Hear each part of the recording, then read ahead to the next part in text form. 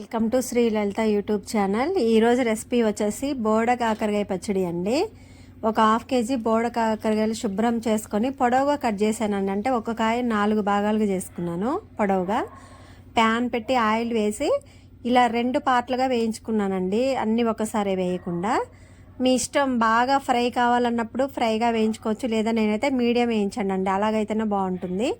ఒక 4 వెల్లిపాయలు అయితే మొత్తం మంచిగా వలిసేసి ఒక చిన్న గ్లాసు కారం 2 కలిపి మంచిగా ఎల్లిపాయ కారం కొట్టుకున్నాను.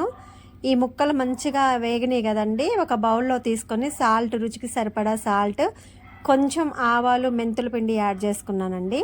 అలాగే మనం గ్రైండ్ చేసుకొని పక్కన పెట్టుకున్నాక వెల్లిపాయ కారం ముద్దకు ముద్ద వేసేసుకున్నానండి. ఎల్లిపాయలు ఎంత ఎక్కువ వేస్తే అంత బాగుంటుందండి. నాకు హాఫ్ కేజీకి ఒక గ్లాస్ కారం పోసాను, చిన్న గ్లాసు. సాల్ట్ ఎవరైనా రుచికి సరిపడా. ఆవాలు, మెంతులు కలిపిన పౌడర్ వచ్చేసి 1 స్పూన్ వేసుకున్నానండి. 2 నిమ్మకాయలు అయితే రసం పిండి పోసుకున్నాను. ఇక మనం బోడకాకరకాయలు వేయించుకున్న ఆయిల్ ఉంది కదండి, లాస్ట్కి చల్లారిన తర్వాత అప్లై చేశాను.